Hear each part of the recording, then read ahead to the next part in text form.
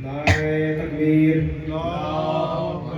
नारे रिसालत, नारे हैदरी, नारे सलावत,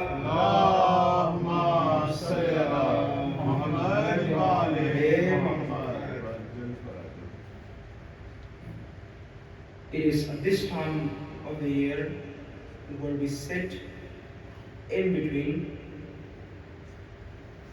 the day of Shalom and the Shahadat of both the Prophet and of Imam Hassan.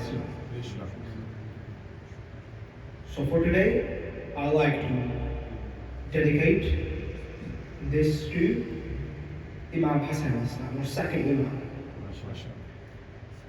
If we look at his life, there is one key feature that outstands, one key feature that we all remember him for, and that's his generosity. When you think of Imam Hassan, you think of his generosity. But of course, there are many other parts of his life, many other things that he did. And unfortunately, many get fixated on the fact that he differs from his brother. He chose peace, and his brother chose to fight. However, this is a misreading of the situation. Imam Hassan didn't choose peace, and Imam Hussein didn't choose to fight. Imam Hassan was pushed to peace, and Imam Hussein was pushed to fight. If you look at the history, Imam Hassan actually wanted to go against Muawiyah and fight him. But due to the wars and battles that happened before with his father, people weren't as energetic, they weren't prepared for it. So he wasn't able to do that. He didn't have the people. And the Imam is nothing without their people. Imam is their guide. If the people aren't there, who is an Imam to guide? The purpose is lost. So without the people, he was pushed. Some rumors came about that Imam Hassan wanted nothing but peace. So people came to him. Are you going to declare peace with Muawiyah? Are you going to allow his tyranny? You are the one to say that he lacks the capabilities of leadership. So are you just going to allow him and not fight? And others saying that yes, you should. We are tired of battle, we are tired of fighting. That's just endless. One voice grew louder than the other.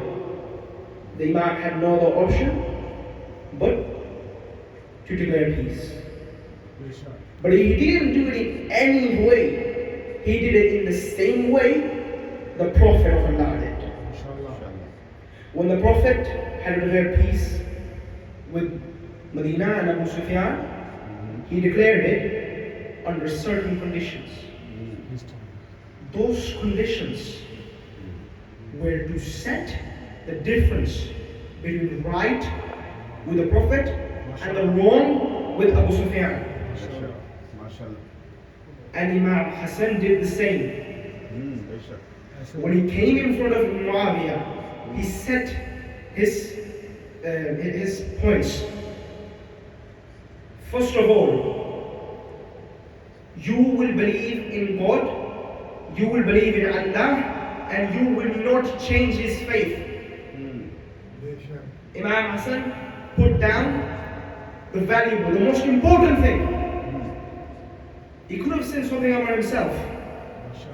He could have said something about his father. He could have said something about his descendants. No. He chose to put Allah on first as it should be. MashaAllah. Then he stated, you will take my father's name out of your people's mouth. You will not curse upon him. Here he's not only stating what is right, he is telling everyone the acts of Muawiyah and his people. How can a leader curse upon another leader? So Imam Hassan said this on plain sight, clearly, crystal clear. He made it crystal clear. This is who you are about to follow. MashaAllah. And if you look at the rest of his life before this, people say that he was a man of peace. Some go to an extreme and say that he was extreme into peace. He was one who will chose to do nothing when there was actions against him. A man who will stay quiet on injustice. But this was not the case. At Safin, Imam Hassan showed who he is a son of and how he battles. He showed the world. You call me a coward, and I am the one who fights in the front lines. I am the son of the one at Badr, of the one at Uhud, of the one at Khaybar, of the one at Khandaq.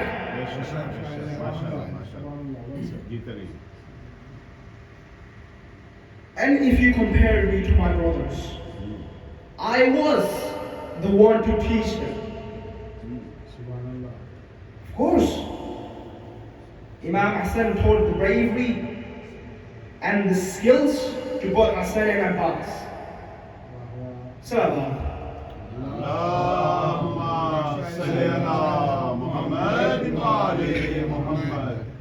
And when you have all of these stacks and stacks of acts of Imam Hassan that show the people that they are wrong on their views on him, we also look at the other facts. He wasn't only generous, giving away food to people. And I will first expand on this. Bismillah. There was once a man who came to the city. He saw a man eating bread with water. He was dunking the bread in the water and he was chewing on it. The man came to him and asked him, what are you doing? Why are you eating soaked with bread? The man said, I'm just a humble person. I just eat this. Then he pointed out, I haven't seen you here around. The man was eating the bread. I haven't seen you around here. You must be new here. You must be hungry. You must have traveled a long way. You must be hungry now. I tell you this. I give you this address. You go to this man, and he will feed you the best of foods. MashaAllah. He will feed you so much that you will not have anything to say against him. So the man went there, the traveler. He went to that house, that address, and he was fed like a king. He went to the man in charge and he told him, I have a few questions. Who are you? Who was the man? Do you know the man who sent me here? And why do you do this? The person in charge answered, I am Hassan, son of Ali. And the man who sent you here was my father, son of Abu Talib. MashaAllah, MashaAllah. We are the Ahlul Bayt, and we have nothing to do but to give to the people. MashaAllah, MashaAllah. It is our essence. We stay humble and let our followers, and even those who are not even followers of us, be kings. This is our second Imam, Imam Hassan. This is the generosity he had. But he didn't only have these features, he also had the knowledge of an Imam. There were people from Rome who came to the Arabian Peninsula, who came to Arabia. They had questions. They had stories. They had heard stories about a man that would answer their questions. They went there, and they went to Muawiyah. He said, "You are the leader, the people." The Romans told Muawiyah, "Who are you?" Muawiyah responded, "I am the leader of this land. I am the Amir al-Mu'minin." Then I said, "Fine, then you must have all answers. We have a few questions. I will only cover a few of them." They asked the questions. What in particular? What are the 10 recurring things that are greater than the previous one?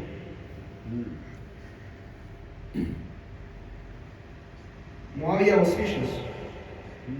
He didn't know the answer. He didn't know anything.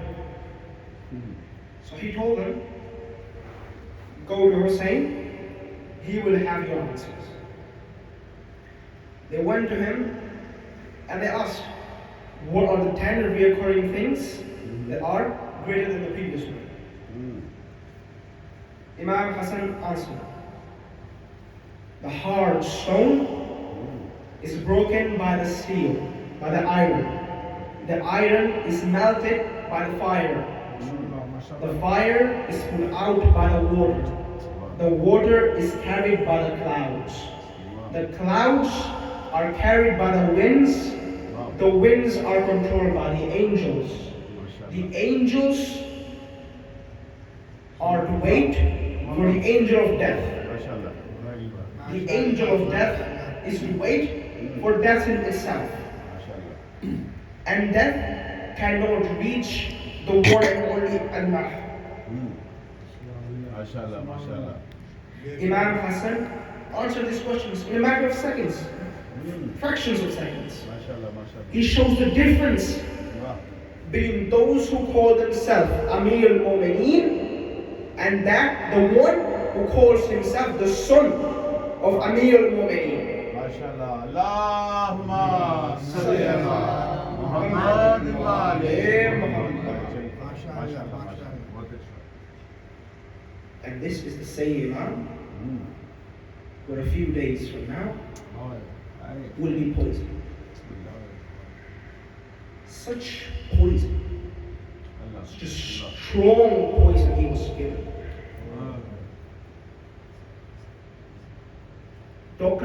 Many doctors nowadays say that it is impossible for a poison to do such damage that was given to Imam Hassan.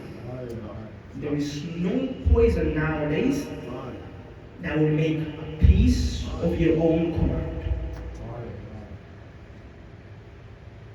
Such poison.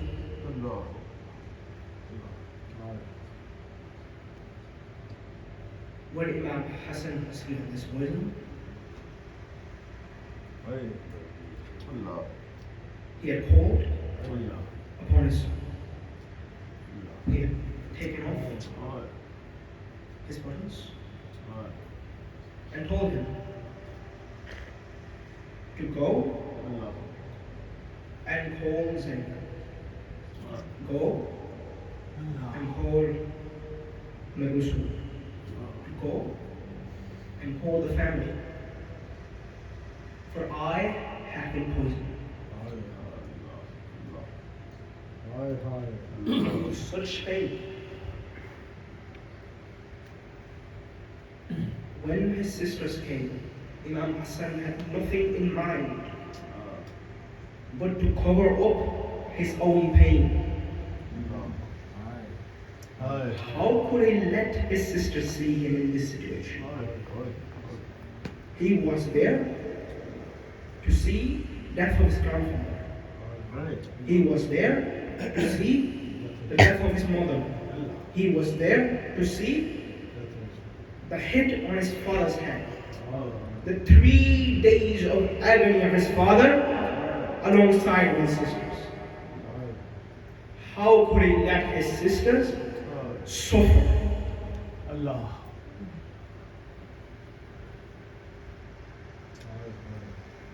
And such pain even after his death. When the funeral was taken and was going to be buried alongside his grandfathers, a rain of arrows fell upon his coffin. Such hatred were not even allowed to see him alongside his grandfather.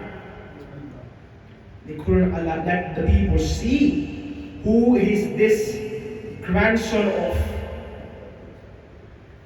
who his brother is, and who will be killed at Karbala. And there's a thought that comes to my mind. What must have Hussein thought when he took out the spear on his son's chest? He sure must have remembered taking out all the arrows of Hassan's coffin. Such pain these people brought to the actual day. And I pray that the Imam of our time arrives sooner and he can serve justice for all the Imams and for all the people who suffer to this day. Salawat. Allah.